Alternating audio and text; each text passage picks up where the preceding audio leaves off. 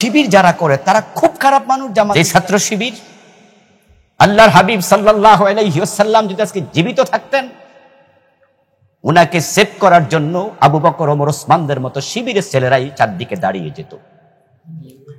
আল্লাহর হাবিব যদি আজকে উহুদের ময়দানের মতো কষ্টে পড়ে যেতেন, আমির হামজার মতো ছাত্র শিবিরের ছেলেরাই নিজের কলিজা দিতে রাজি হয়ে যেত।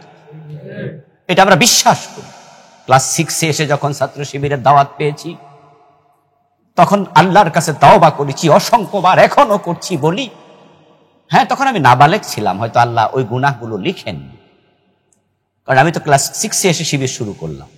কিন্তু শিবির সম্পর্কে এই মন্দ ধারণা, আল্লামা সাইদি গোলাম আজমকে ইহুদি বলা, আমি ছোট্ট বয়সে বলেছি, হয়তো আমলনামা তখনও ফেরেশতা খোলেনি। তারপরও তওবা করেছি যে কাদের ব্যাপারে কি বলেছি।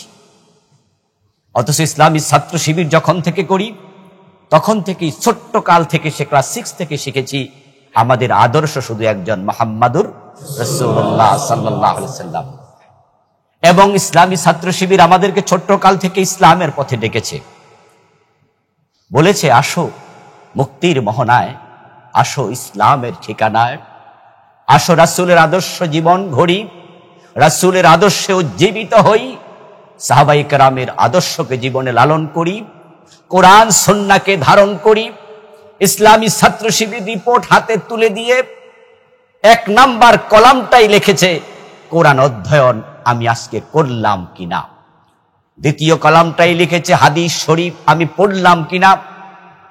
ইসলামী ছাত্র শিবির তার সমর্থক, তার কর্মী, তার সাথী, তার সদস্যকে জীবনে কোরআন এবং সুন্নাহ পড়ার বিষয়ে এতটাই গুরুত্ব দিয়েছে, 1 নাম্বার কলামটাই বানিয়েছে কোরআন অধ্যয়নকে। প্রিয় নবীজি এই কথাই তো বলে গেলেন 1400 বছর আগে, তারাকতু ফীকুম আমরাইন লান তাদিল্লু মা তামাসসাকতুম বিহিমা কিতাবাল্লাহি ওয়াস সুন্নতি। দুটি জিনিস রেখে গেলাম, শক্ত করে আঁকড়িয়ে ধরো, পথ হারা হবে না কখনো। একটা হলো আল্লাহর কিতাব কোরআন, আর একটা রাসূলের সুন্নাহ হাদিস। ইসলামী ছাত্র শিবির আমাদেরকে কোন তন্ত্রের দিকে, মন্ত্রের দিকে ডাকে না। আল্লামা সাইদিকে আদর্শ মানব, গোলাম আজমকে আদর্শ মানো, ইভেন যে জামাত ইসলামীর প্রতিষ্ঠাতা মাওলানা মওদুদী রাহিমাহুল্লাহ তাকে মানো। ইসলামী ছাত্র শিবির জামাত ইসলামী একদিনে কথা বলেনি, বরং বারবার বলেছে আল্লাহকে মানো, আল্লাহর রাসূলকে মানো, কোরআন মানো, সুন্নাহ মানো। ইসলামী ছাত্র শিবির সে আদর্শবাহী একটি সংগঠন। এই সংগঠনে যারা আসতে পেরেছেন আপনারা সৌভাগ্যবান। আমরা আপনাদেরকে সেটাই শিখাই। আমাদের সকল ভাইয়েরা মাদ্রাসায় পড়ে না, ইসলামী ছাত্র শিবির করে এমন অসংখ্য ভাই কলেজে পড়ে, ইউনিভার্সিটিতে পড়ে। ইতিমধ্যে ইসলামী ছাত্র শিবিরের কেন্দ্রীয় স্কুল সম্পাদক মনে হয় নাকি ভাই, কলেজ সম্পাদক। প্রিয় ভাই, রাসূলুল্লাহকে আদর্শ হিসাবে একাধিকবার তিনি বলেছেন। ইসলামী ছাত্র শিবির আমাদেরকে ছোট্ট কাল থেকে এটাই শিখিয়েছে। আমি ক্লাস 6 থেকে শিবির করি, এর আগে করতাম ছাত্র সেনা। এটা একটি গরম সুন্নি পার্টি, বুঝে করি অথবা না বুঝে করি। ক্লাস 5 পর্যন্ত তো রাজনীতির বয়স হয় না, তবে হ্যাঁ শিবিরকে ঘৃণা করতে শিখেছিলাম। কারণ ছাত্র সেনা এবং ছাত্র হেজবুল্লাহ, খেলাফত মজলিস, ইসলামী শাসনতন্ত্র আন্দোলন, কওমি মাদ্রাসার অধিকাংশ জায়গায় ইসলামী ছাত্র শিবিরকে ঘৃণা করতে শেখানো হয়। একবার ছোটকালে এটা ফয়জনের মতো ঢুকিয়ে দেয়া হয়। তাই কওমি মাদ্রাসাতে যতজন পড়ে, সকলে না, কমপক্ষে 95% ছোট্ট মানুষকে জিজ্ঞাসা করবেন শিবির, বলবে ইন্না লিল্লাহ, খারাপ জিনিস। ছাত্র হিজবুল্লাহ যারা করে, সসিনা পড়ে অথবা সসিনাপন্থী যারা আছে, শিবির বলে খারাপ জিনিস। ছাত্র সেনা বলবে শিবির তো কাফের। হ্যাঁ, আমার এক তালাতো ভাই মানে বড় ভাই, আপন বড় ভাইয়ের ওয়াইফের বড় ভাই। তা আমাদের কুমিল্লা অঞ্চলে তালতো ভাই বলি না আমরা, কোথাও কোথাও বেয়াই বলে, তা আমরা কুমিল্লা অঞ্চলে তালতো ভাই বলি। তা আমার তালতো ভাই উনি শিবির করতেন। আমি যখন ক্লাস 6-এ পড়ি, উনি তখন আলিমে পড়েন। তো উনি শিবির করতেন, এই জন্য আমাদের বাড়িতে একবার উনি গিয়ে চক দিয়ে টিনের চালে, উনি লম্বা ছিলেন, আমরা ছোট, আমি 6-এ পড়ি, আমি তো ছোট, 5-এ পড়ি। তো উনি এভাবে টানা দিয়া টিনের মাঝে শিবির লিখছে। এর মানে হলো উনি শিবিরের প্রচার করতে, শিবিরের কর্মী ছিল। আমার না এত রাগ হলো যে শিবিরের নাম আমার ঘরে থাকবে। পরে আমি আবার চক এনে তারপরে টেবিলের উপর টেবিল দিয়ে উঠে তারপরে শিবিরের শেষটাকে ক বানাইছি, লিখছি শিরিক। হ্যাঁ, শিবির না, এটা শিরিক। এর মানে শিবির যারা করে তারা মুমিনই না। এবং ছোট্টকালেই ক্লাস 5 থেকে মিছিল শিখেছিলাম, গোলাম আজম সাইদি বাংলার ইহুদি, নাউযুবিল্লাহি মিন যালিক। এই মুখ দিয়ে এই স্লোগান তারা শিখিয়েছিল ছোট্ট মানুষ আমাকে। আমি যেই ভাইয়ের আলোচনা শুনে ইসলামী ছাত্র শিবিরকে সবচেয়ে বেশি অন্তঃকরণ থেকে গ্রহণ করেছিলাম, তিনি হচ্ছেন আমাদের চৌদ্দগ্রাম সরকারি কলেজের সাবেক ভিপি, ইসলামী ছাত্র শিবিরের কুমিল্লা জেলা দক্ষিণের সাবেক সভাপতি, কুমিল্লা চৌদ্দগ্রাম উপজেলার জামাত ইসলামীর সাবেক আমির আমাদের শাহাবুদ্দিন ভাই। আপনারা জানি না এখন সবাই নাম শুনেছেন কিনা, কারণ উনি এখন চৌদ্দগ্রামে থাকতে পারেননি। গত 10-12 বছর ঢাকায় হিজরত করে চলে গিয়েছেন, পরিবার নিয়ে থাকার কোনো পরিবেশও ছিল না। এই জন্য আপনাদের কাছে নামটাও পরিচিত হতে পারে। এক সময়ের বিপ্লবী নেতা ছিলেন। আমাদের নোয়াবাজার, মিয়া বাজারের পাশে একটা বাজার আছে নোয়াবাজার নাম। এই নোয়াবাজারে হাসপাতাল আছে। ওই হাসপাতাল মসজিদে সম্ভবত আমি ক্লাস 6-এই তখন পড়ি, সুপুয়া মাদ্রাসাতে সব্বেদারি হলো। ওই সব্বেদারি তো চিনেন নাকি? আচ্ছা, সব্বেদারি হলো। সব্বেদারিতে রাতের প্রথমাংশে দার্স হলো। দার্সের পরে ঘুমিয়ে গেলাম। রাতের 2:30-3টার দিকে জাগিয়ে দিল। তারপরে সেখানে একটি আলোচনা হল।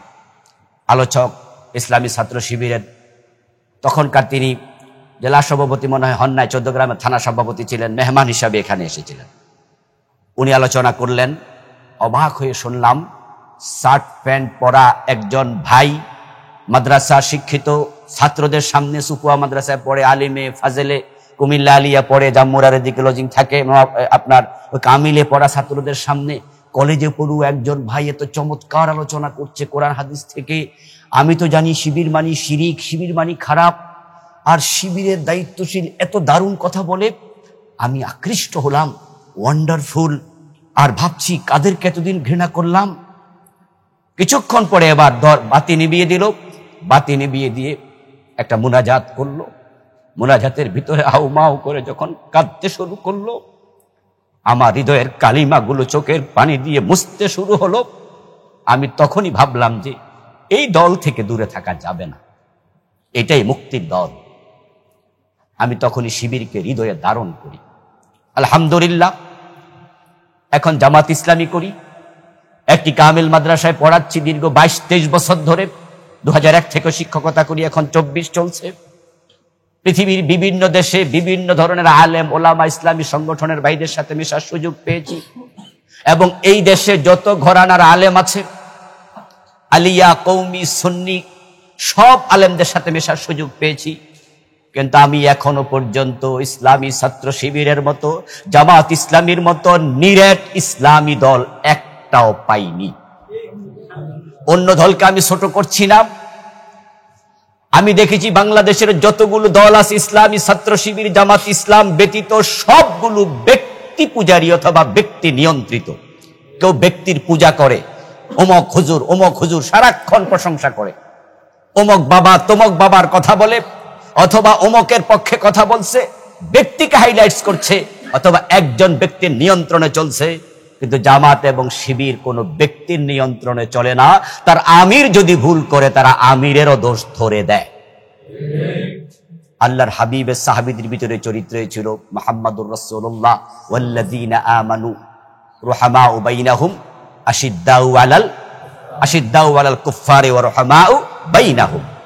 আমরা ভালোর পক্ষে থাকি, অন্যায়ের বিপক্ষে থাকি। তো সিরাত পাঠের এই অনুষ্ঠানে সময় কম, আর আলোচনায় আমি সামনে যাব না। আপনারা প্রিয় নবীকে আদর্শ হিসাবে গ্রহণ করুন, এটা আমারও আহ্বান।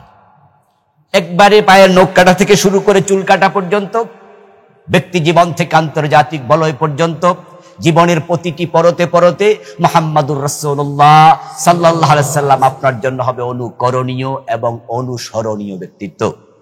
তার মতো বলবেন, তার মতোই চলবেন, তার মতোই ভাববেন, এবং যে কোরআন এবং সুন্নাহকে তিনি আমাদের জন্য রেখে গেলেন, সেটাকে নিজের জীবনের সবটুকু শক্তি দিয়ে মাড়ির দাঁত দিয়ে কামড়িয়ে ধরবেন। কোরআন সুন্নাহকে যারা ফলো করে তারা কখনো পথ হারা হয় না। আসুন প্রিয় নবীর সিরাত পাঠের অনুষ্ঠান থেকে উনার সিরাত অনুসরণে উজ্জীবিত হই। দাড়ি কাটবেন না, টাকনোর নিচে কাপড় পরবেন না, মিথ্যা কথা বলবেন না। আজকে মোবাইলের যুগ, পর্দাহীনতা চলছে, চোখের পর্দার ব্যাপারে সতর্ক থাকবেন। মেয়েদের সাথে অপ্রয়োজনীয় গল্প গুজবে লিপ্ত হবেন না। যার চরিত্র ধ্বংস হয়ে যায় তার কিচ্ছু থাকে না। When money is lost, something is lost. When body is lost, when money is lost, nothing is lost. When body is lost, something is lost. But when character is lost, everything is lost. এজন্য যৌবনকালের এই সময়ে দুনিয়ার অনেক নীল, লাল, গোলাপি হাতছানি আসবে। রাসূলকে যারা আদর্শ মানে তারা কখনো সেদিকে নিজেকে বিকিয়ে দিতে পারে না। কোরআন সুন্নাহর উপর স্থিতিশীল থেকে, দৃঢ় থেকে, রাসূলের আদর্শে, সাহাবায়ে কেরামের জীবনীর উপরে পড়ে স্টাডি করে তাদের জীবন ফলো করার আদর্শে আল্লাহ আমাদেরকে কবুল করুক, উজ্জীবিত করুক। ফজরের নামাজের ফরজ কয় রাকাত? জোরে বলেন কয় রাকাত? যদি কোনো আল্লাহর বান্দা 1 রাকাত পড়ে সূরা ইয়াসিন দিয়া 15 মিনিট লাগাইয়া সুন্দর কেরাত ধীরস্থির ভাবে পড়ছে, ভালো নামাজ, সুন্দর নামাজ। কিন্তু 1 রাকাত পড়ে সালাম ফিরাইয়া বাড়ি চলে গেছে, সে 50% সওয়াব পাবে। 40%, 33 কেন পাবে না? কেন? সে তো অর্ধেক পড়েছে, সওয়াব পাবে না? বাতিল? কথা বলুন, বাতিল হলো কেন? আল্লাহ অর্ধেক জিনিস নেয় না। আচ্ছা, অর্ধেক জিনিস আমরা নেই কিনা একটু এবার বলি। আপনাদের এখানে কোনো বাজার আছে? নাম বলেন। আমিষাবাড়া বাজারে পাশে বাড়ি মুরব্বি চাচি আম্মা বলল তার স্বামীকে, কারেন্ট কখন চলে যায় বলা যায় না, মোমবাতি ঘরে নাই, যাও একটা 10 টাকার মোমবাতি নিয়ে আসো। পাশেই তো বাজার, বুড়া মুরব্বি রওনা দিছে বাজারে।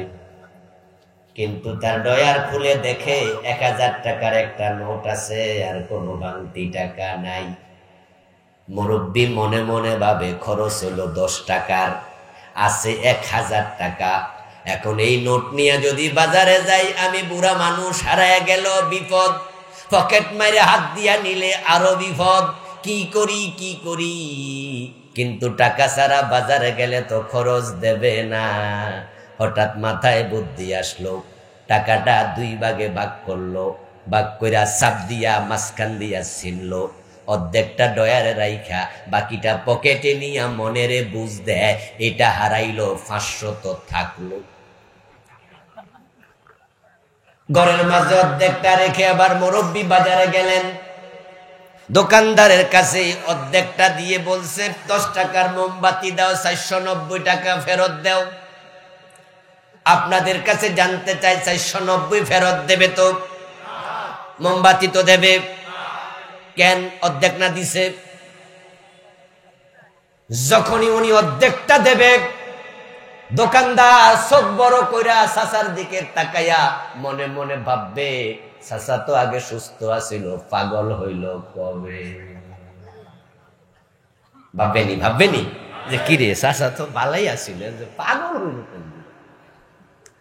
চাচাকে বলবে, চাচা আপনি এসব কি করলেন, টাকাটা ছিলেন কেন? চাচা কয়, চালাকি করো না, তোমার স্বামী কম বুঝি না। আর মনেরে কি কইতাছে, 500 সেভে রাখছি, তাড়াতাড়ি খরচ দাও।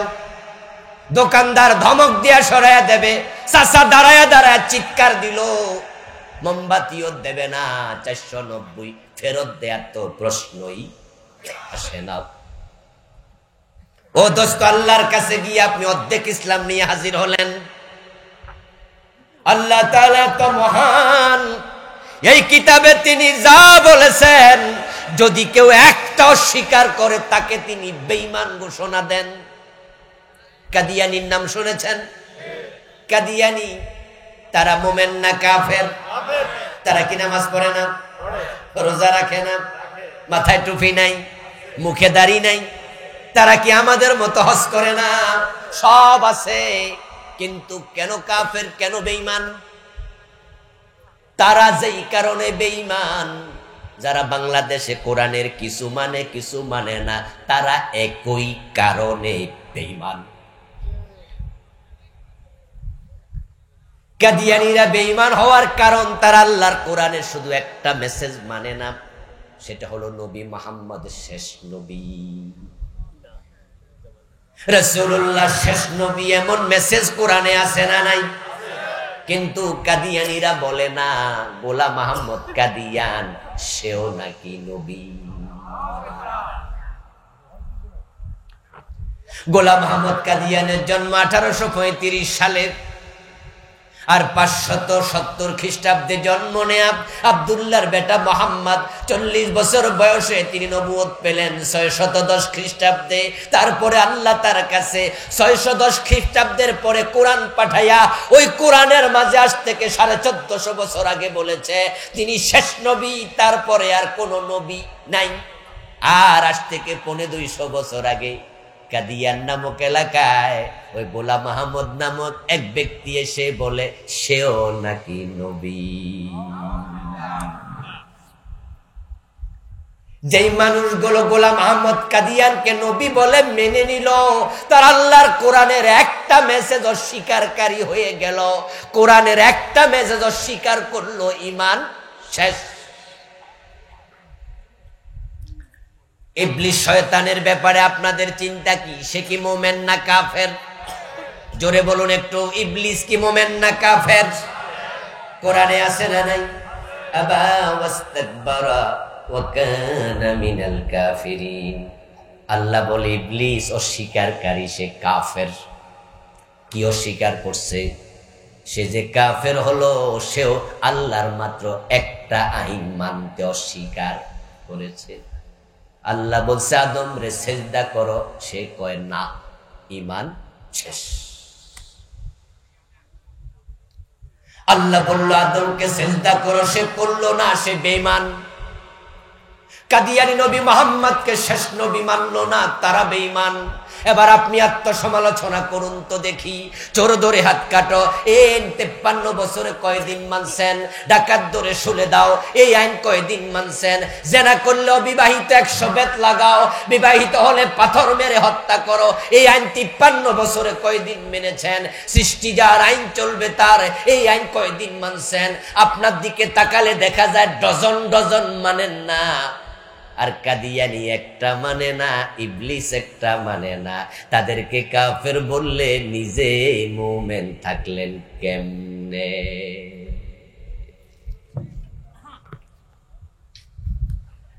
এই জন্য তো আমরা কিছু লোক আছি যারা আল্লাহর পুরা কোরআনের কথা বলি, আমরা জেলের ভয় করি না, আমরা খতিবি চলে যাবে পরোয়া করি না, আমাদের মাহফিল 144 জারি হবে পরোয়া করি না, আমাদেরকে রিমান্ডে নিয়ে পিটাবে পরোয়া করি না। আজকে আমার আগের যিনি বক্তা ছিলেন ডক্টর হাবিব ভাই, কতবার জেল খাটছে আমিও জানি না। এই আল্লাহর বান্দা কতবার খাটছে। এই রমাদানও ধরে নিয়ে গেছে, রমাদানও জেলখানায় ছিলেন। আমাকে 3 বার ধরেছে। কুছ পরোয়া নিহি, কুছ পরোয়া নিহি। আমরা এগুলো এজন্য পরোয়া করি না, কারণ দুনিয়ার বিপদ ভয় পাইয়া সুবিধাবাদী হলে জান্নাত পাওয়া যায় না। আর জান্নাত পাওয়ার মতো নবী ইব্রাহিমের মতো প্রয়োজন আগুনে পড়তে রাজি থাকা লাগে।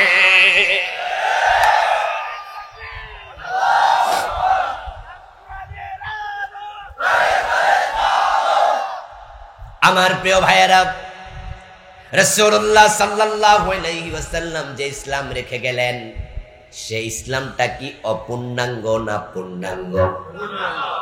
তো ইসলাম যদি পূর্ণাঙ্গ হয়, বাংলাদেশে পূর্ণাঙ্গ ইসলাম চলছে, তো এটা পূর্ণাঙ্গ করার দায়িত্ব আমাদের কাঁধে আছে না? সুযোগ এসেছে, এবার সুযোগ এসেছে, স্পেশাল সুযোগ, যেটাই 53 বছরে আর একদিনও আসে নাই। দেশ স্বাধীন হলো 71-এ, সংবিধান লেখা হলো 72-তে। সংবিধান কমিটির প্রধান ছিলেন ডক্টর কামাল হোসেন মিয়া। ডক্টর কামাল মিয়া যখন সংবিধানটা লিখে তখন তিনি চাইলে চোর ধরে হাত কাটার আইন সংবিধানে ঢুকাতে পারতেন, সুযোগটা ছিল, কিন্তু তিনি ঢুকাননি। অথচ সেটা কোরআনের ভিতরে আছে। আমার রাসূল বলেছেন, আমার মেয়ে ফাতেমা যদি চুরি করে আমি ফাতেমার হাতও কেটেই দেব।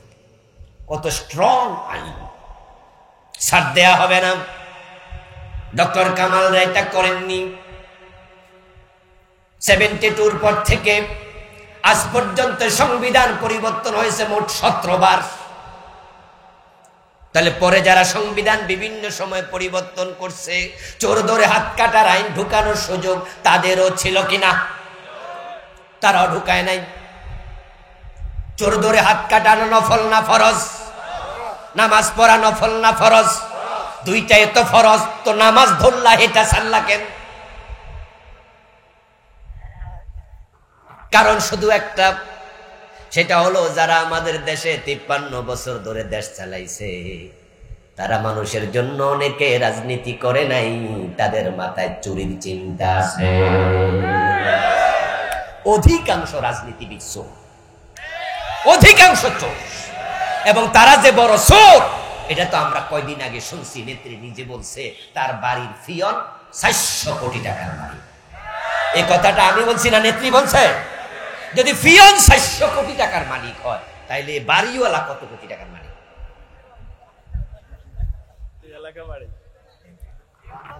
আমার বন্ধু, আমি জানি না ওই নেত্রীর কথা কতটুকু সত্য, এটা আমি গবেষণা করিনি, শুনেছি নেত্রীর মুখে, তো আপনারা শুনতে শোনেন নাই।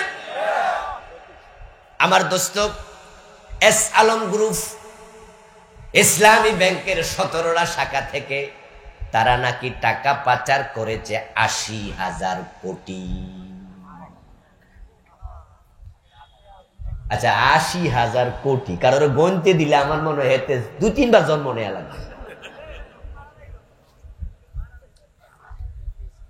আমার দোস্ত 80,000 কোটি টাকা এস আলম গ্রুপ চুরি করলো। এবার বলুন তো, ওই এস আলম গ্রুপ যে টাকাটা ইসলামী ব্যাংক থেকে চুরি করে নিল, ওই টাকার মাঝে রিক্সাওয়ালারও অ্যাকাউন্ট আছে না নাই? গরিব ফকির ভিক্ষুকের অ্যাকাউন্টও আছে না নাই? এই টাকা যে চুরি করছে এস আলম গ্রুপের লোকেরা একা একাই করছে না নেতাদের অনুমতি আছে?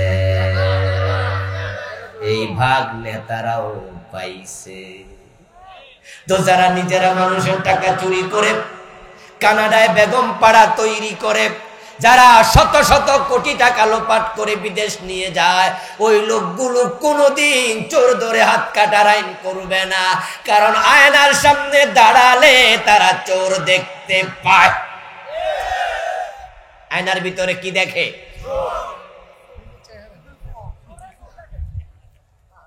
তো আমরা যারা চোর ধরে হাত কাটার আইনের কথা বলি তারা আমাদেরকে রাজাকার বলে গালি দেয়। কারণটা কি? আমরা তো তাদের বিরুদ্ধে বলিনি, আমরা তো কোরআনের আইনের কথা বলি। আমরা কেন রাজাকার বলে গালি খাবো? কারণ তো শুধু একটা, নিজের হাতের চিন্তায় অস্থির।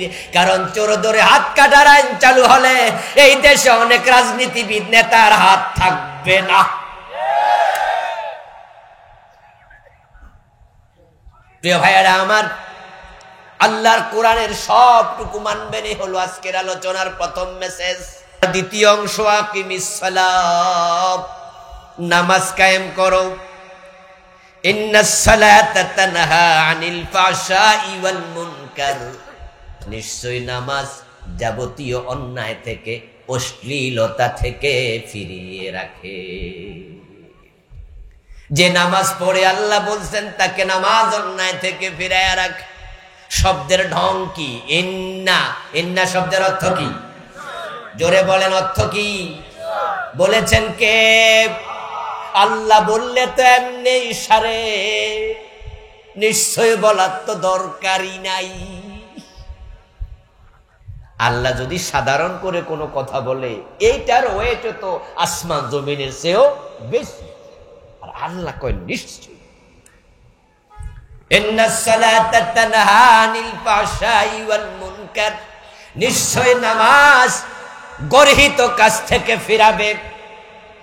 এই আয়াতের বাস্তবতা বাংলাদেশে বড়ই কম, বড়ই কম। আমরা দেখি নামাজও পড়ে সুদও খায়, তার নামাজ তাকে সুদ থেকে ফেরাতে পারে নাই। 5 ওয়াক্ত নামাজ পড়ে, ঘোষণা দিলে পাইলে সিগনেচার করে না এমন অফিসার আছে না নাই? 5 ওয়াক্ত নামাজি বোনের হক দেয় না। বাপ মরছে 10 বছর আগে, মা মারা গেছে 7 বছর আগে, এখনো বোনের সম্পদ ভাই জোর করে ভোগ করে এমন ভাই আছে কিনা? আজকের মাহফিলে নাই। মুখে দাঁড়িয়ে আছে, মাথায় টুপি আছে, ওজনে কম দে, মালে বেজাল দে, মানুষ ঠকায়, গায়ের ওলান বড় কইরা বাজারে গাই গরু বিক্রি করে। যদি লাউয়ের মাঝে ফোকা থাকে, ওই ফোকা খাওয়া লাউ বাজারে নিয়ে নিচের দিকে দিয়া বেছে, এমন হাজি সাহেব হাজি গাজি আছে না নাই?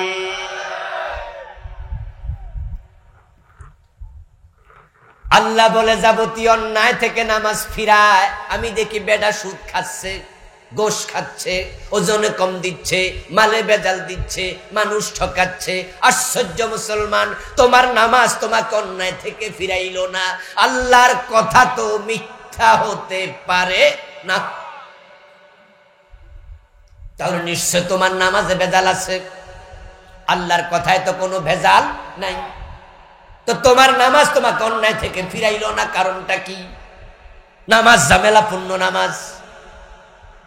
ছেলে বিদেশ থাকে, বিদেশ থেকে ফেরার পূর্বে বাড়ি থেকে কল দিয়া বলছে মেয়ের জন্য দেখে শুনে একটা সুন্দর পুতুল নিয়ে আসবে। আমরা পুতুলের পক্ষের লোক নই, কিন্তু বিদেশ থেকে পুতুল আনে এমন বিদেশি আছে না নাই? এমন পুতুলও আছে এখন বানায়, দেখতে হুবহু মানুষের মতো, নাচে, গান গায়, ওয়া ওয়া কয়ে কান্দে, টিপ মারলে হাত নাড়ে, পা নাড়ে, চোখের ফাপড়ি পর্যন্ত।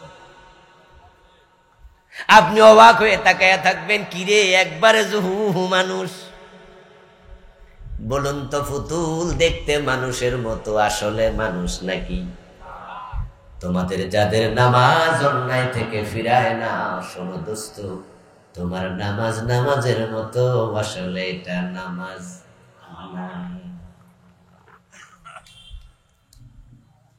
আরে নামাজ তো তোমার কবুলই হয় না, অন্যায় থেকে কেমনে ফিরাবে? 2টি কারণে নামাজ কবুল হয় না। 1 নাম্বার কারণ হলো এই নামাজের ফরজ ওয়াজিব তুমি জানো না, জানলেও তুমি মানো না। 2য় কারণ হলো অসংখ্য নামাজির নামাজ নবী মুহাম্মাদের নামাজের সাথে মিলে না। قال رسول الله صلى الله عليه وسلم صلوا كما رأيتموني أصلي। তোমরা নামাজ পড়ো সেভাবে আমি নবী মুহাম্মদকে নামাজ পড়তে দেখো যেভাবে। রুকু থেকে সোজা হয়ে দাঁড়ায় না, 2 সিজদার মাঝখানে সোজা হয়ে বসে না, শুধু মুরগির খাবার খাওয়ার মতো টুকটুক করে সিজদা মারে, এমন নামাজি আছে না নাই? অথচ 2 সিজদার মাঝখানে সোজা হয়ে বসা ওয়াজিব। রুকু দিয়ে সোজা হয়ে দাঁড়ানো ওয়াজিব। প্রিয় নবীজি দেখলেন এক সাহাবী নামাজ পড়ছে, নামাজ শেষ, আল্লাহর হাবিব তাকে ডেকে বললেন, সাল্লি ফাইন্নাকা লাম তুসাল্লি, তুমি নামাজ পড়ো, তুমি নামাজ পড়োনি। ও সাহাবী আবার নামাজ পড়লো। আল্লাহর হাবিব তাকে আবার একই কথা বললেন, সাল্লি ফাইন্নাকা লাম তুসাল্লি, নামাজ তুমি পড়ো, তুমি নামাজ পড়োনি। এই ব্যক্তি আবার নামাজ পড়লো। প্রিয় নবী তাকে ডেকে আবার বললেন একই কথা, সাল্লি ফাইন্নাকা লাম তুসাল্লি, তুমি নামাজ পড়ো, তুমি নামাজ পড়োনি। ওই সাহাবী আবার বলে, ইয়া রাসূলুল্লাহ, এর চেয়ে ভালো নামাজ তো আমি জানি না। ওই লোকটা সোজা হয়ে না দাঁড়াইয়া রুকুতে গেছে, 2 সিজদার মাঝখানে সোজা হয়ে না বসে পরপর সিজদা দিয়ে দিছে। আমার রাসূল বলে, তুমি নামাজ পড়োই নাই। এবার বলুন তো এই জাতীয় নামাজ যারা পড়তেছে তাদের নামাজ তাদেরকে অন্যায় থেকে ফিরাতে পারবে নাকি? নামাজ তো আল্লাহ পর্যন্ত যাই না, আল্লাহ পর্যন্ত পৌঁছে না। নামাজের মাঝে 13টা ফরজ আছে, 13 ফরজের মাঝে এক ফরজ বাদ, তোমার নামাজ শেষ। 40 বছর 50 বছর নামাজ পড়ে দাড়িগুলো সব সাদা, এই লোকের কপালে কালো দাগ পর্যন্ত পড়ে গেছে। ওই চাচাকে কাছে টেনে ভালোবেসে পাশে বসিয়ে বলবেন, চাচা আপনি একটু সূরা ফাতিহাটা পড়েন দেখি। দেখবেন মুরব্বীদের মাঝে 100 মাঝে 80 জন পাবেন যাদের তেলাওয়াত বিশুদ্ধ না। কেরাত পড়া যেমন ফরজ, তেলাওয়াত বিশুদ্ধ হওয়াও ফরজ। যাদের তেলাওয়াতে লাহানে জালি আছে সাথে সাথে নামাজ শেষ, বাতিল। আলহামদু হায় হত্তি শক্ত করে পড়া লাগে, যদি সে জায়গায় হা গোলটা হয়ে যায় তোমার নামাজ সাথে সাথেই। রব্বিল আলামিন আইন শক্ত করে পড়া লাগে, যদি উচ্চারণ হামজা হয়ে যায় তোমার নামাজ সাথে সাথেই। 13 ফরজের 1 নাম্বার ফরজ কাপড় শরীর পাক, 2 নাম্বার ফরজ কাপড় পাক, 3 নাম্বার ফরজ নামাজের জায়গা পাক। এই যে আজকে ফরজে ঘাটতি, কেমনে নামাজ অন্যায় থেকে ফিরাবে? শরীর তো নাফাক, শরীর তো নাফাক। হাজার হাজার লোক পেটের মাঝে সুদের টাকার কেনা খাবার লইয়া নামাজে খারাইয়া কয় ইয়াকা নাবুদু, আল্লাহ আমি তোমার গোলাম। আল্লাহ কয় গোলাম তোর পেটে সব কি? সুদের টাকায় কেনা কাপড়ে নামাজ পড়ছে, যায় নামাজটা হারাম টাকায় কেনা, এমন মুসল্লি আছে না নাই? আরে হজ করতে চলে যায় সুদের বসের টাকা দিয়া। قال رسول الله صلى الله عليه وسلم من اشترى ثوبا ب10 دراهم فيه درهم حرام لم يقبل الله له صلاته ما دام عليه। রাসূলুল্লাহ বলছেন 10 দিরহাম দিয়ে কাপড় কিনলে 9 দিরহাম হালাল, 1 দিরহাম হারাম। ওই কাপড় পরে যতই নামাজ পড়ো 1 রাকাত আর কবুল হবে না। হজ করতে মক্কায় চলে গেলেন, কাবার প্রাঙ্গণে দাঁড়ায়া 2 হাত আকাশের দিকে তুলে ইয়া রব্বি বলে কাঁদে। মনে মনে ভাবে এমন জায়গায় দাঁড়াইছি কত নবীর পায়ের ধুলা এখানে লেগে আছে, এখানের দোয়া আল্লাহ ফেরাবেন না। মুলতাজামে বুক লাগাইয়া চোখের পানি ছেড়ে দিয়ে কাঁদে।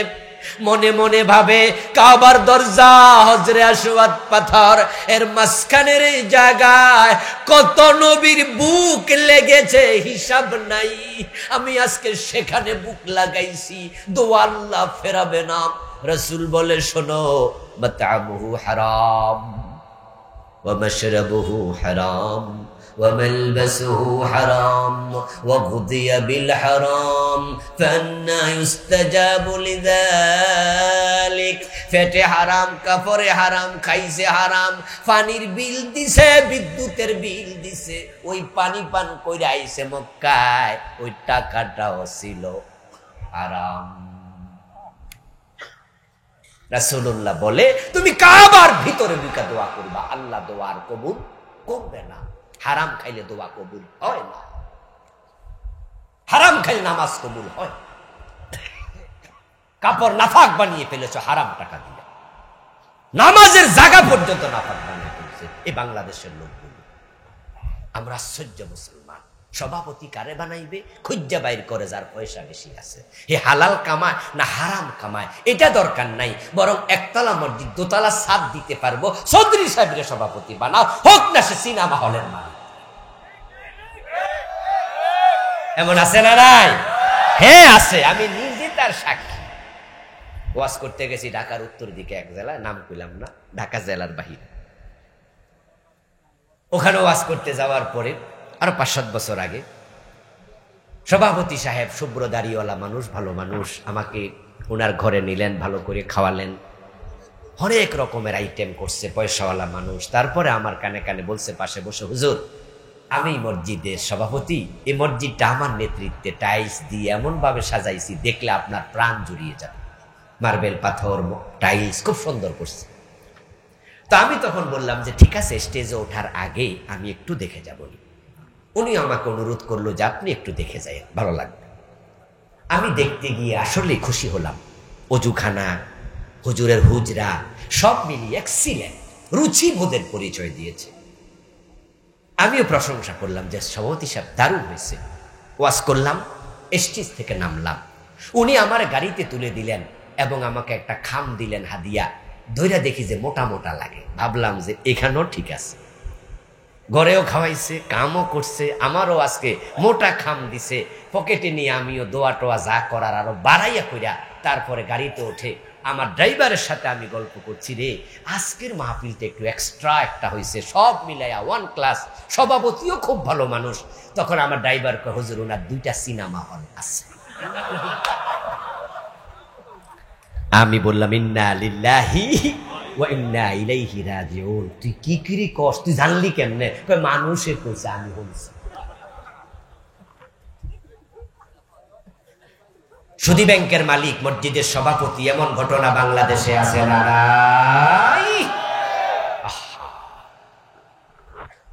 ও দোস্ত, রাসূলুল্লাহর মসজিদ তো পাকা ছিল না। আমরা টাইলস করার জন্য, মার্বেল পাথরের জন্য তো পাগল হয়ে খারাপ মানুষকে সভাপতি বানাইয়া দিলাম, তার টাকায় মসজিদ হবে। অথচ প্রিয় নবীজির মসজিদে আল্লাহর হাবিব যখন রাতের বেলায় বৃষ্টি হতো, ফজরের নামাজের সিজদা থেকে উঠতেন, রাসূলুল্লাহর কপালে নাকের মাঝে কাদা লেগে থাকতে দেখা যেত। মসজিদ ছিল কাঁচা, মুসল্লি ছিল পাকা।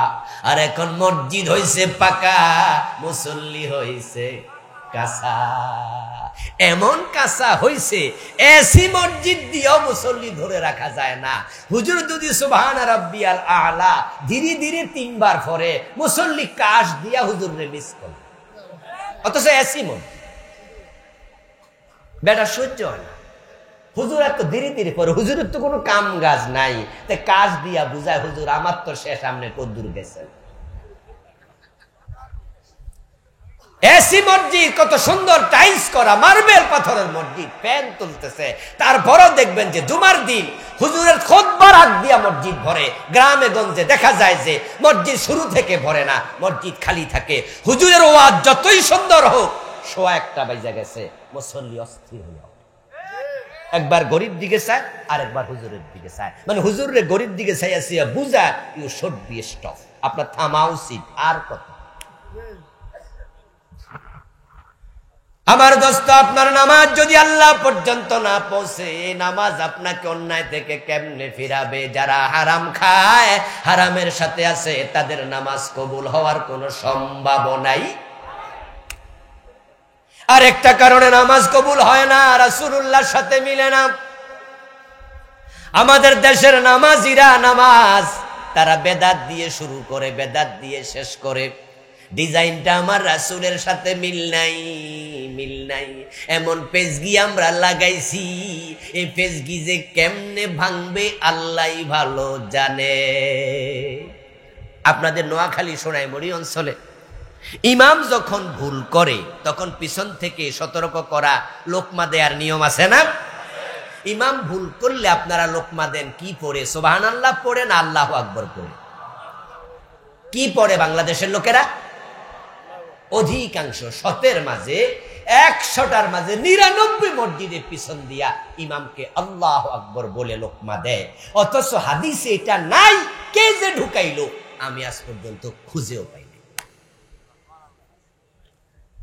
قال رسول الله صلى الله عليه وسلم للرجال التسبيح وللنساء التسبيق রাসূলুল্লাহ শিখাইছে ইমাম যদি ভুল করে পুরুষ মুসল্লিরা সুবহানাল্লাহ পরে সতর্ক করবে, আর যদি মহিলা মুসল্লি থাকে তারা মুখে কথা বলবে না, হাতের উপরে হাত আওয়াজ করবে।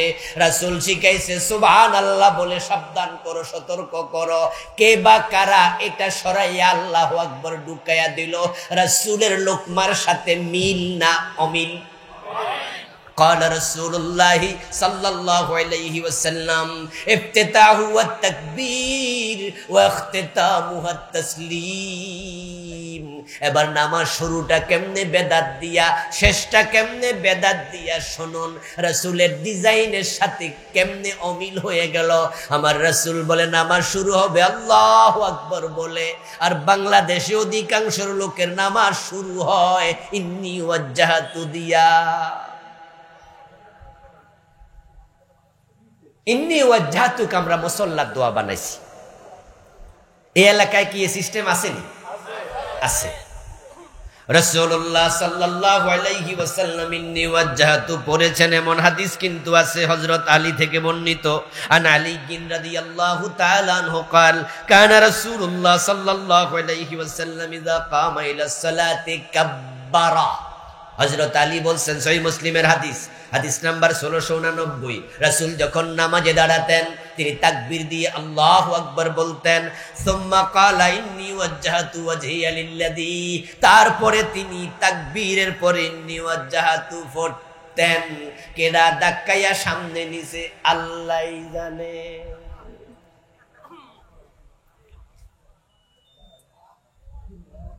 বাংলাদেশের লোকেরা সব কাজে ফাস্ট, এই জন্য এখন ফোলামাইয়া হওয়ার ক্ষেত্রে ফাস্ট। 10 মাস 10 দিন আগে শুনতাম, পরে কয় যে না এটা 9 মাস 10 দিন, এখন 8 মাসে ফ্যাট কেটে বের করে, ঠিক না? আগ থেকে টাকা জমায় সিজার করার লাগে, সব কাজে ফাস্ট হচ্ছে।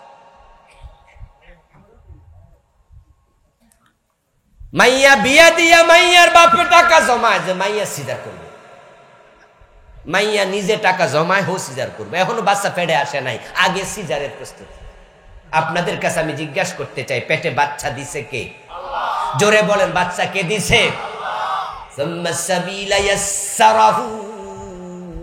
কোরআন মাজিদ আল্লাহ তাআলা বলছেন যে আল্লাহ পেটে বাচ্চা দিছে, ওই বাচ্চা দুনিয়া আসার রাস্তা তিনি সহজ করে দিবে। 8 মাসে প্রস্তুতি নিয়ে বই আছে, পেট কেটে লাগবে। সব কাজে ফাস্ট হইতে হইতে নামাজের ব্যাপারও ফাস্ট হয়েছে। ইন্নী ওয়াজ্জাহতু রাসূলুল্লাহ পড়তেন সানা হিসাবে। আমরা যে সুবহানাকাল্লাহুম্মা ওয়া বিহামদিক পড়ি না, এটা সানা। সানা কি হাদিসে একটাই আছে? না না, সালাত নিয়ে আমি একটি বই লিখেছি, আমার এই বইয়ের আমি নাম দিয়েছি হাদিসের বৈচিত্র্যে পূর্ণাঙ্গ নামাজ। হ্যাঁ, এই বইটা আছে আমার গাড়িতে, ড্রাইভার সাহেব মনে আনতে ভুলে গেছে। হাদিসের বৈচিত্র্যে পূর্ণাঙ্গ নামাজ, এই বইটাতে আমি নামাজের যত আঙ্গিক আছে সব তুলে ধরেছি। তার মাঝে আমি দেখেছি সানা অনেকগুলো। আল্লাহুম্মা বাঈদ বাইনি ওয়া বাইনা খাতায়ায়া কামা বা'আতা বাইনাল মাশরিকি ওয়াল মাগরিব। রাসূলুল্লাহ পড়তেন আল্লাহু আকবার বলে, সুবহানাকাল্লাহুম্মা ওয়া বিহামদিকা তাবারাকা ইসমুকা আল্লাহু আকবার বলে, ইন্নী ওয়াজ্জাহতু ওয়াজহিয়া লিল্লাযী পড়তেন আল্লাহু আকবার। আমরা এটাকে সামনে নিলাম। আরো কষ্টের কথা হলো, অনেকে মসজিদে ঢুকে দেখে ইমাম সাহেব আল্লাহু আকবার বলে নামাজ শুরু করে দিছে, উনি তখন দেখা যায় তিনি নাওয়ায় তুয়ান লইয়া ব্যস্ত আছে।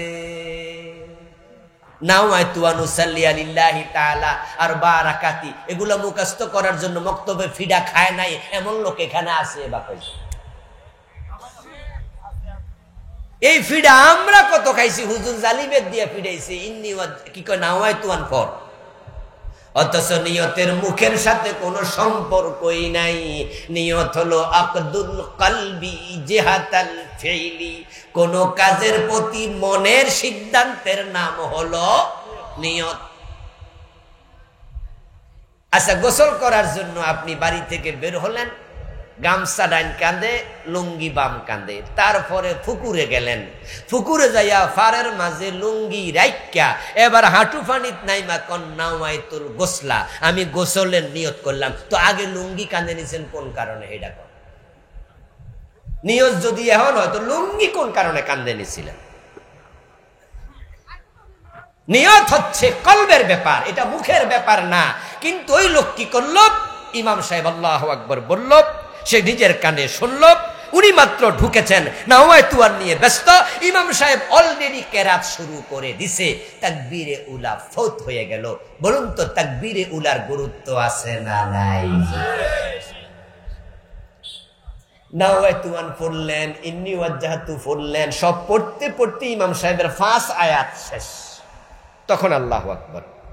অথচ এই নাওয়াই তুয়ানের সাথে ইসলামের কোনো সম্পর্ক নাই। ইন্নী ওয়াজ্জাহাতু আগে পড়ার কোনো হাদিস নাই। এই কে জানিয়ে পেছ লাগাইয়া আমাদেরকে তাকবীরে উলার মতো গুরুত্বপূর্ণ একটি আমল থেকে আমাদের পিছনে ধাক্কাইয়া সরাইয়া দিল। নামাজের সালাম ফিরালেন। সালাম ফিরানোর পরে নবীজি মুহাম্মদ সাল্লাল্লাহু আলাইহি সাল্লাম 3 বার পড়তেন আস্তাগফিরুল্লাহ, আস্তাগফিরুল্লাহ, আস্তাগফিরুল্লাহ। একবার বলতেন আল্লাহু আকবার, একবার বলতেন আল্লাহুম্মা আনতাস সালাম ওয়া মিনকাস সালাম তাবারাকতা ইয়া যাল জালালি ওয়াল ইকরাম। একবার বলতেন আল্লাহুম্মা ইন্নী আলা যিকরিকা ওয়া শুকরিকা ওয়া হুসনি ইবাদাতিক। একবার বলতেন আল্লাহুম্মা লা মানিআ লিমা আতাইতা ওয়া লা মুতিআ লিমা মানাতা লা ইয়ানফাউ জাল জাদ মিনকাল জাদ। একবার বলতেন আল্লাহুম্মা আনতা রাব্বি লা ইলাহা ইল্লা আনতা ইলাল আখির। একবার বলতেন আশহাদু আল্লা ইলাহা ইল্লাল্লাহু ওয়াহদাহু লা শারীকা লা ইলাল আখির। 33 বার সুবহানাল্লাহ, 33 বার আলহামদুলিল্লাহ, 34 বার আল্লাহু আকবার, একবার আয়াতুল কুরসি। রাসূলুল্লাহ বলেছেন ফরজ নামাজের পরে যে ব্যক্তি কন্টিনিউ আয়াতুল কুরসি পড়বে তার মাঝে আর জান্নাতের মাঝে ব্যবধান শুধু তার মৃত্যু। আমি যে হাদিসগুলো এতক্ষণ কইলাম, যে দোয়াগুলো সবগুলোই বইতে আমি লিখছি, এটা আমার সালাতের কিতাব। আমার প্রিয় ভাইয়েরা, বাংলাদেশে কি হলো? বাংলাদেশে আসসালামু আলাইকুম, আসসালামু আলাইকুম ওয়া রাহমাতুল্লাহ কইলো, কই আল্লাহুম্মা আমিন। এই যে আপনি আল্লাহুম্মা আমিন কইলেন, কইয়া মুখ মুছলেন, বসার পরে কি হলো? ইমাম সাহেব দাঁড়ায়া গেল সুন্নাহ পড়ার জন্য, মুসল্লির অধিকাংশ দাঁড়ায়া গেল। রাসূলুল্লাহর এই সিস্টেমটা বাংলাদেশে মরে। আচ্ছা, বাংলাদেশে আপনি কোন মাসলাকের একজন হুজুর পাবেন যে হুজুর বলবে যে এই দোয়াগুলো হাদিসে নাই? সব হুজুর বলবে যে হ্যাঁ, নামাজের পরে দোয়াগুলো হাদিসে আছে। যদি থাকে তো বাংলাদেশের মসজিদে নাই কেন? কারণ আমরা হুজুররা নতুন কিছু বানাইছি। এখন কি হলো? আপনি যে দোয়াটা করলেন আল্লাহুম্মা আমিন, এখন মুসল্লির পিছনে কয় আমিন। তো আমিন কইয়া অনেক হুজুর আছে আওয়াজ করে পড়ে না, কয় যে না, আওয়াজ করে যদি বলি তাহলে পিছনে মাসবুক যারা আছে 1-2 রাকাত ছুটে গেছে, ওদের ডিস্টার্ব হয়, তাই হুজুর আর আওয়াজ করে পড়ে না। উনি আল্লাহুম্মা আমিন, তারপরে এবার 30 সেকেন্ড 1 মিনিট চুপ থেকে কয় আল্লাহুম্মা আমিন, পিছন দিয়ে আপনিও কইছেন আমিন। আচ্ছা, আমিন অর্থ কি বলেন? আলেম ওলামারা বলেন আমিন অর্থ কি? আল্লাহুম্মা তাকাব্বাল, মানে আল্লাহ তুমি কবুল করো। তো হুজুরে কি কইছে আপনি কি শুনছেননি? তো কি কবুল করতো? এই যে আপনি আল্লাহরে কইলেন যে আল্লাহুম্মা আমিন, আল্লাহ হ্যাঁ আপনি কবুল করো, তো হুজুর কি কইছে?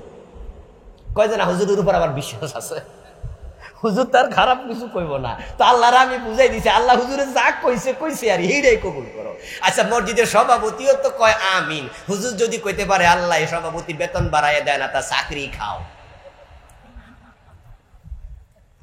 যে আমি ইমাম হইছি 6 বছর হয়ে গেছে, বেটা বেতন বাড়ে না, তার সভাপতিগিরি যেন না থাকে, সভাপতি কয় আমিন। আচ্ছা, এটা কবুল হইলে বিপদ আসেনি?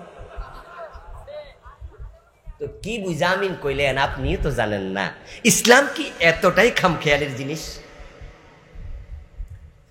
আমার দোস্ত, নামাজে ভুল, আজানে ভুল, কেরাতে ভুল, আমলে ভুল। রাসূলুল্লাহ 2 জন সাহাবীকে আজান শিখাইলেন, একজন হযরত বেলাল, আরেকজন হযরত আবু মাহজুরা রাদিয়াল্লাহু তাআলা আনহুমা।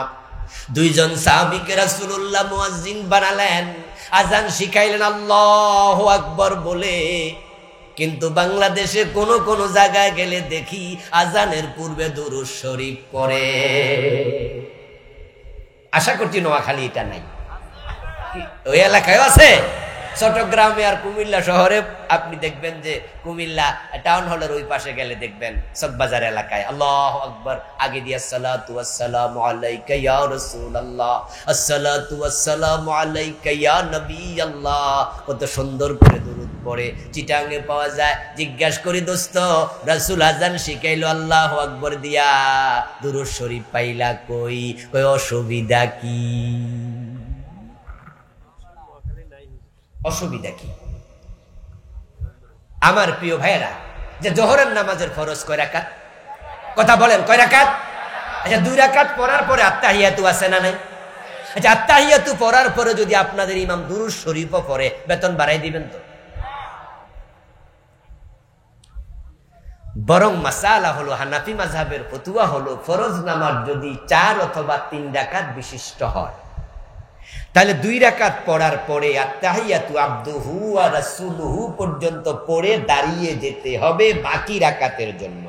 যদি কোনো ব্যক্তি ভুলে দুরূদ শরীফ পড়ে, তাকে সাউ সিজদা দিতে হবে। হানাফি মাযহাবের ফতোয়া। আচ্ছা, এবার আপনারা এখানে তো হানাফি মাযহাবের লোক আমরা সবাই, ঠিক না? আচ্ছা বলেন তো, সাউ সিজদা কি শকে দেয় না জরিমানা হিসেবে দেয়? তো বেটা দুরূদ শরীফ পড়ছে, অসুবিধা কি? জরিমানা কেন? আজানের আগে দুরূদ শরীফ নেই আপনি চালালেন, জিজ্ঞাসা করলে বলেন অসুবিধা কি? এখন আমি যদি বলি 4 রাকাত নামাজের মাঝে 2 রাকাত পড়েছি, দুরূদ শরীফ পড়লাম, অসুবিধা কি? তখন জবাব হবে, আমার রাসূল যা করে নাই তুমি সেটা কেন করলা, তাই তোমাকে সাউ সিজদা দিয়ে জরিমানা দিতে হবে। এখন একই কথা এখানেও প্রযোজ্য। আমার রাসূল আযানের আগে দুরূদ শিখায় নাই, তাই আযানের আগে দুরূদ পড়া যাবে না। আচ্ছা, এবার আযান শুরু হলো। ইযা সামি'তুমুল মুয়াজ্জিনা ফাকুলু মিসলা মা ইয়াকুল। যখন মুয়াজ্জিন আযান দেয়, মুয়াজ্জিন যা বলে তোমরাও জবাবে তাই বলো। তো মুয়াজ্জিন বলল আল্লাহু আকবার, আমরাও তাই বললাম। আশহাদু আল্লা ইলাহা ইল্লাল্লাহ, আমরাও তাই বললাম।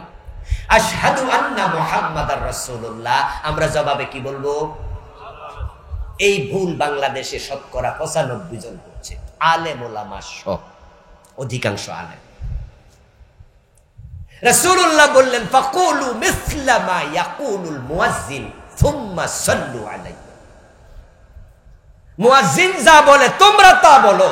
মুয়াজ্জিন বলছে আশহাদু আল্লা ইলাহা ইল্লাল্লাহ, এটা কালেমায়ে তাওহীদ, তুমিও বলো, আমিও বলছি আল্লাহ ছাড়া কোনো ইলাহ নাই, সাক্ষ্য দাও। পরে মুয়াজ্জিন আবার সাক্ষ্য দিচ্ছে আশহাদু আন্না মুহাম্মাদার রাসূলুল্লাহ, আমি সাক্ষ্য দিচ্ছি মুহাম্মদ আল্লাহর রাসূল। তুমিও বলো, আমিও সাক্ষ্য দিচ্ছি নিশ্চয়ই মুহাম্মদ আল্লাহর রাসূল। তুমি এখানে দুরূদ পাইলা কোথায়? রাসূল তো বলছে মুয়াজ্জিন যা বলে তোমরাও তাই বলো। হাদিসের খেলাফ। এবার মুয়াজ্জিন বলবে হাইয়া আলাস সালাম, নামাজের দিকে আসো। রাসূল বলে তখন তুমি বলো লা হাওলা ওয়ালা কুওয়াতা ইল্লা বিল্লাহ। এখানে ব্যতিক্রম হবে, স্বয়ং রাসূল নিজে ব্যতিক্রমটা শিখাচ্ছে, কিন্তু মুহাম্মাদুর রাসূলুল্লাহর জায়গায় তিনি দুরূদ শিখান নাই। এখানে ব্যতিক্রম শিখানোর কারণটা কি? ইসলামের সৌন্দর্য কত। হাইয়া আলাস সালাহ, মুয়াজ্জিন বলে নামাজের দিকে আসো। এবার আপনিও যদি বলেন হাইয়া আলাস সালাহ, অর্থ হবে ও মুয়াজ্জিন তুমিও আসো। তো মুয়াজ্জিনও ডাকে আর আপনিও মুয়াজ্জিনকে ডাকেন, হলো না তো? এজন্য তখন বলবেন লা হাওলা আনিল মাসিয়া ওয়ালা কুওয়াতা আলা তাআ ইল্লা বিল্লাহিল আলিয়্যিল আযীম। ও মুয়াজ্জিন, যে ইবাদত দিকে তুমি ডাকছো আমি চাইলেও যেতে পারবো না। এই নামাজে যাওয়ার জন্য আল্লাহর সাহায্য দরকার আছে না? না। লা হাওলা ওয়ালার অর্থ হলো এটাই যে আল্লাহর সাহায্য ছাড়া ইবাদত করা যায়। আযানের জবাব দিচ্ছেন আবার দিতে দিতে ফজরের নামাজের আযান, আসসালাতু খায়রুম মিনান নাওম। জবাব কি হবে? সাদাক্তা ওয়া বারারতা। কেউ কেউ বলেন সাদাক্তা ওয়া বারিরতা, অথচ আল্লামা মোল্লা আলী কারি রাহিমাহুল্লাহ বলছেন, বাংলাদেশের লোকেরা তোমরা যেটা বলছো লাইসা লাহু আসলুন, এই জবাব তো হাদিসে নাই। কিতাবের নাম আল আসরার আল মারফুআ, পৃষ্ঠা নাম্বার 233। আমি দলিল সহ এগুলো সব এনেছি, এক দুইটা ভুল না ভাই, ডজন ডজন ভুল আমি এই বইতে লিখেছি, যেগুলো ইসলামে ছিল না বাংলাদেশে ঢুকছে। দোষ নাই, হুজুরদের দোষ দিয়েন না, কারণ আজ থেকে 100 বছর আগে বাংলাদেশে একটা কামেল মাদ্রাসা ছিল, একটা দাওরা মাদ্রাসা ছিল না। কামেল পাশ করার জন্য কলকাতা আলিয়া যাওয়া লাগতো, দাওরা পাশ করার জন্য দেওবন্দে যাওয়া লাগতো। এই দেশে যারা বক্তব্যে পড়াইছে, আমাদেরকে বক্তব্যে পড়াইছে আনাকুম বানাকুম তানাকুম, হুজুর মুন্সি মুন্সি মুন্সি, আমাদেরকে বক্তব্যে পড়া দিয়া হুজুর বাউলা খেত তোলার জন্য, কলাই তোলার জন্য চলে যেত। ওই মসজিদের দূরে কলাই খেত, হুজুর কলাই খেতে বইয়া লাঠি তোলা দিয়া কইতো এই ফর। হুজুরদের বেতন ছিল 25 টাকা। দাওরা পাস কামেল পাস হুজুর পাবেন কোথায়? পুরা বাংলাদেশে তো কামেল মাদ্রাসা ছিল না 100 বছর আগে। তাই আমাদের উস্তাদ যারা ছিল তারা কম জানতো, তাই তারা কম টুকুয়ে পড়াইছে, তাদের জানার মাঝে ভুল ছিল, তারা এসে বেশি জানার মাদ্রাসায় তো পায় নাই, তারা যা জানছে তা পড়াইছে। আল্লাহ তাদের ক্ষমা করুক, তাদের দোষ নাই। কিন্তু এখন কামেল মাদ্রাসা অ্যাভেলেবেল আছে না নাই? এখন দাওরা মাদ্রাসা অ্যাভেলেবেল আছে না নাই? তো আপনি কি আগের ভুল এখনো চালাই দিবেন? আপনারা যারা আমার সমবয়সী অথবা সিনিয়র মুরব্বী আছেন, রাস্তার পাশে বসে দাঁত তুলতো এমন ডাক্তার কি ছিল না? আচ্ছা, এখন যদি রাস্তার পাশে বৈশা প্লাস দিয়া দাঁত তোলার জন্য ডাক্তার রেডি থেকে কয় মাগনা তুলবো, যাইবেন না? এখন ডেন্টাল ক্লিনিক আছে, ওখানে যাইয়া দেখেন যে এমন বিছনা বানাইছে, টিপ দিলে হইয়া যায়, টিপ দিলে খারাইয়া যায়। কি দেখেন না ডেন্টাল ক্লিনিকে? বাবা রে বাবা, এত সুন্দর বিছনা নরমাল হাসপাতালও নাই, যেটা ডেন্টাল হাসপাতালে আছে।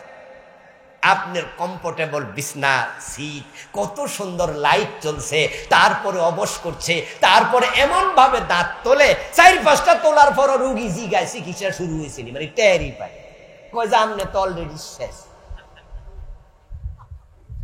কারণটা কি? কারণ হচ্ছে আজ থেকে 20 বছর আগে প্রযুক্তিটা ছিল না। আচ্ছা, আপনারা যারা চুল কাটছেন, রাস্তার পাশে বৈশা ইটের মাঝে বয়া চুল কাটছে, এমন সেলুন ছিল না? আমার তো নিজেরই মনে আছে, 2 হাঁটুর মাঝখানে মাথা ঢুকাইয়া কাটছে। আমাদের বাড়ির পাশে কিছু হিন্দু সেলুনওয়ালা ছিল, ওরা ফেরা পরুপি টাইপের ছিল, মাথার চুল কাটতো আর ইন্নালিল্লাহ পড়তাম, কখন যে সাপ মারে আল্লাহ জানে। মাঝে মাঝে এরপরে চুলের পিছনের সাইড কাটার সময় 2 হাঁটুর মাঝখানে দইরা সাইড কাটা। আচ্ছা, এখন যদি এই বেটারা আমাদেরকে মাগনা চুল কাটতে চায়, আমরা ঢুকবো? কারণ আজকের এই সেলুনের যে সুন্দর ডিজাইন আগে ছিল না। শোনেন, আজ থেকে আগে যে ভুলগুলো সমাজে ঢুকেছে, আলহামদুলিল্লাহ একদল আলেম পরিশ্রম করে সেগুলো চিহ্নিত করছে। আমাদের ডক্টর আব্দুল্লাহ জাহাঙ্গীর রাহমাহুল্লাহ বাংলাদেশে বেদাতের যে কত শিকড় গভীরে গেছে সেগুলো উপড়ায়া তোলার জন্য বই লিখে গেছে, লেখে নাই? কত সুন্দর সুন্দর বই। বলেন আব্দুর রহিম রাহমাহুল্লাহ বই লিখেছেন সুন্নাত ও বেদাত, বই লিখেছেন হাদিস সংকলনের ইতিহাস। আব্দুল্লাহ জাহাঙ্গীর স্যার রাহমাহুল্লাহ লিখেছেন হাদিসের নামে জালিয়াতি। অনেক কষ্ট করে বইগুলো লিখি, 6 মাস মাহফিল করি, রাস্তাঘাটে থাকি, ক্লাসে পড়াই, সময় পাই না। বাকি 6 মাস আল্লাহর হস্তে এই জাতিকে যেন কিছু দিতে পারি, এই জন্য লিখার চেষ্টা করি। আমরা সংকলন করেছি কোন কোন ভুল দলিল সহ ধরেছি, যা আপনি বলবেন যে হুজুর কইয়া গেছে গা, উনার কথা মনে হয় ঠিক না। না, কথাগুলো আমার নয়, কথাগুলো আগেকার আলেমদের। বাংলাদেশে 150 বছর আগে মাদ্রাসা ছিল না, এটা সত্য, কিন্তু ইমাম বুখারী শরীফ কি ছিল না? এটা কি 150 বছর আগে লিখছিল? সহিহ মুসলিম ছিল না? তাফসীর ইবনে কাসির ছিল না? বাইজাবি ছিল না? কিতাব সব ছিল, কিন্তু পরিতাপ আমাদের এই দেশটাকে 190 বছর ইংরেজরা যখন চালাইছে, 1757 খ্রিস্টাব্দের পলাশীর আম্রকাননে নবাব সিরাজউদ্দৌলার পতনের পরে 1947 পর্যন্ত 190 বছরে হাজার হাজার আলেমকে গাছে ঝুলাইয়া হত্যা করছে।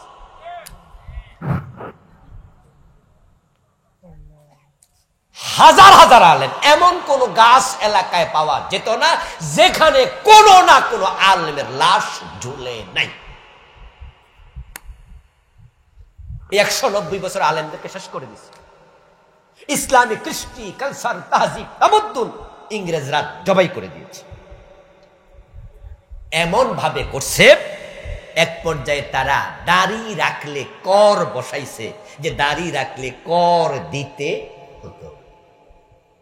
মুসলমানের টুপিটাকে তাদের পাইক পেয়াদার মাথায় নিয়ে দিচ্ছে। হিন্দুদের বাড়ির যারা চাকর বাকর ছিল তাদেরকে পোশাক বানাইছে টুপি। তারা বুঝাইতো যে টুপি ওনারা ছোট জাত। ইসলামকে তারা 190 বছরে জবাই করতে করতে এমন জায়গায় নিছে, এখন তো আর মাদ্রাসাও নাই, আলেমও নাই, কিন্তু ইসলামকে তো টিকাই রাখতে হবে। তাই ওই মক্তবের হুজুররা যতটুকু পারছে অতটুকু শিখাইছে। এর মাঝে কিছু ভুল ঢুকে গেছে, ওই ভুলগুলো এখন সংশোধন করা দরকার আছে কিনা। একদিনের মাহফিলে সব বলা যাবে না। ভাই বলেছে কিছু, আমি বলেছি, তার আগের বক্তারা বলেছে, ভবিষ্যতে বিভিন্ন মাহফিলে বলবে। মৌমাছির মতো হয়ে যান। মৌমাছি ফুলে ফুলে দৌড়ায়, সামান্য সামান্য বিন্দু বিন্দু মধু জমা করে মৌচাকে নেয়, তারপরে মাস শেষে 3 কেজি 4 কেজি 5 কেজিও জমা হয়ে যায়। আপনারাও মাহফিল থেকে কিছু কিছু নেবেন, আমাদের লেখা বইগুলো পড়বেন, লেখকদের লেখা পড়ে পড়ে কলবের মাঝে এলেম জমাবেন। ইনশাআল্লাহ আপনার কলব এলেমে পরিপূর্ণ হবে। এবারে যেটা লিখেছি বই, সেটা 280 পৃষ্ঠার একটা বই। এটার নাম দিয়েছি যেমন ছিলেন প্রিয় রাসূল সাল্লাল্লাহু আলাইহি সাল্লাম। এটাই সৃজনের লেখা। রাসূলুল্লাহ সুরত কেমন ছিল দেখতে, সিরত কেমন ছিল কর্ম। আলহামদুলিল্লাহ সবটাই তুলে ধরেছি। ব্যক্তি জীবন, পরিবার নিয়ে লিখেছি, পরকাল নিয়ে একটি লিখেছি 400 পৃষ্ঠা, 500-র উপরে হাদিস এনেছি আলহামদুলিল্লাহ। 8টা বই লেখা আমার আছে, পিছনে আমার ড্রাইভারের কাছে গাড়িতে বইগুলো আছে। যাওয়ার সময় আবার আহ্বান করছি। এবং আজকের মতো আমরা আলোচনার শেষ দিকে এসে আমরা দোয়া করে একসাথে বিদায় নিতে চাই। যে কথাগুলো এতক্ষণ পর্যন্ত বলা হলো,